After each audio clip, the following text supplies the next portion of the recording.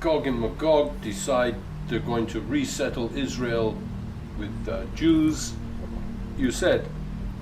And I'm looking at the people in Israel, and you could argue they're plebs, proletariat, they're a lot of them drinking alcohol. It's not as if they're scholars, it's not as if they're intellectuals. And I'm not sure of their loyalty to faith either.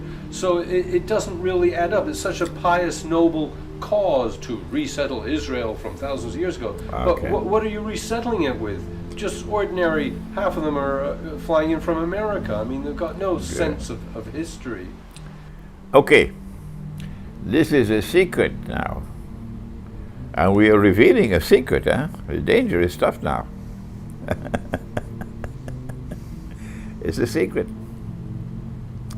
But it's a secret that the world knows about. That there are Jews who are cousins of the Arabs.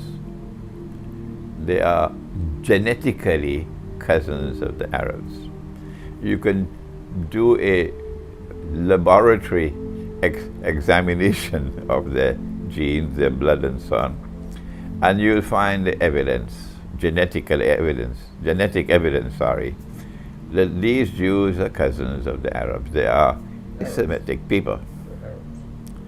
And then there are other Jews, and they are, of course, the absolute majority, maybe 9 out of every 10, are Jews who have absolutely no genetic link with the Arabs. They're not an Israelite people at all. Who are these? These are people who converted to Judaism once upon a time. When we do the research, it's dangerous research, of course. But if I know Maurice Herman, he's not afraid of danger. No. If you do the research, you will find that they are Chazar people who lived in that region of the world where Zulkarnain built the barrier. These people became Jews, and then some of them became Christians, having become Jews. And so you have Chazar on this side of the Christian, on this side of the fence in the Christian world, and you have Chazar on that side of the fence in the Jewish world in Europe. And they worked from inside the European Christian world and the European Jewish world to bring about a mysterious reconciliation and rapprochement, and eventually a Judeo-Christian alliance emerged. The Vatican, of course, played a very important role in that. These are the Jews and the Christians who are described in the Quran as Gog and Magog.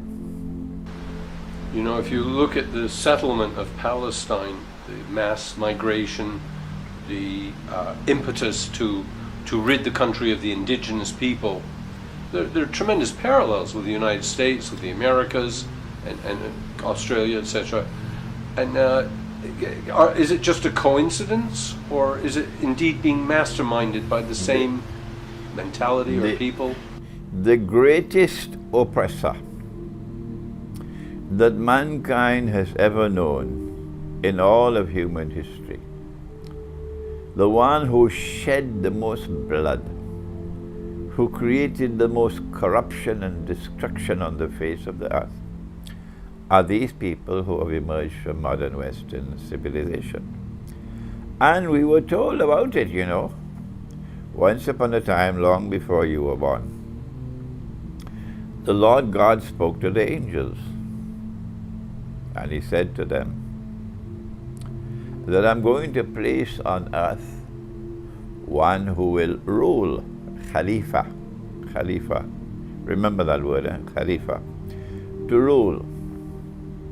And the Lord God said to David, Nabi Dawood alayhi salam, David, I am appointing you as Khalifa on earth, and you must rule on the basis of the truth which has come from me. truth does not come from the New York Times. It doesn't come from the Washington Post. It most certainly doesn't come from CNN. They tell monstrous lies. They don't even have a sense of shame. No. They've lost that now. And you cannot have truth and also lies. They're incompatible with each other. The angel said to the Lord God, are you going to place on earth those who will do this? They will commit facade. They will corrupt the earth. They will destroy. And they will shed immense blood. أَتَجْعَلُ فِيهَا مَن يُفْسِدُ فِيهَا وَيَسْفِكُ الدِّمَاءَ. This is what the angel said, and this is what is happening.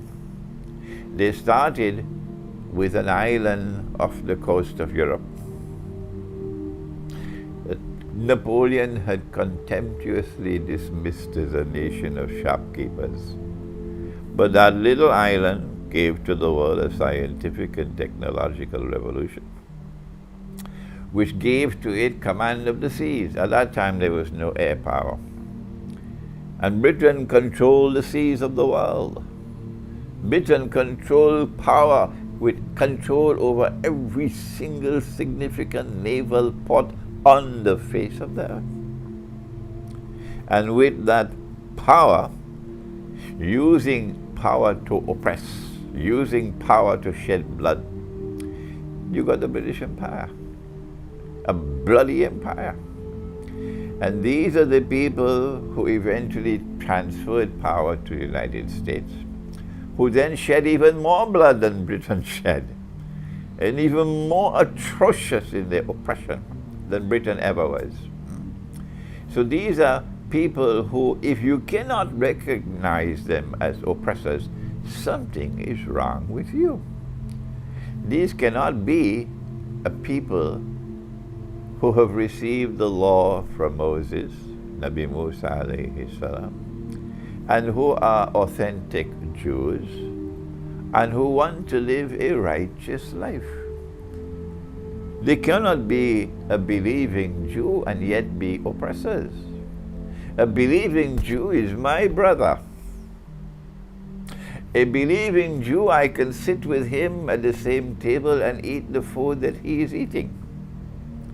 Yes, because the Lord God told me, if the Jew offers me food to eat, that I am allowed to eat his food. That's how close he is to me. Yeah. These are not believing Jews. We don't have any quarrel with the believing Jew. We have no hatred in our hearts for the believing Jew. No. We are brothers. And we've been warned in the Quran that when we enter into religious discussions with the Jews and with the Christians, the Lord God has warned us. Ensure that you enter into dialogue and discussion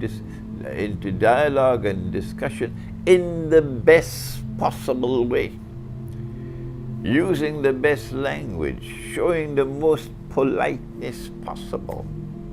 Don't cross that line. That's how we relate to the Jews and the Christians who are not oppressors. But these 9 out of 10 Jews in the world today, plus the Zionist Christians, they are the world's greatest oppressors. And they have shed so much blood that a tomorrow is coming when even the stones and the rocks will speak and say, come and kill him. Because even the stones and the rocks will be fed up of these oppressors.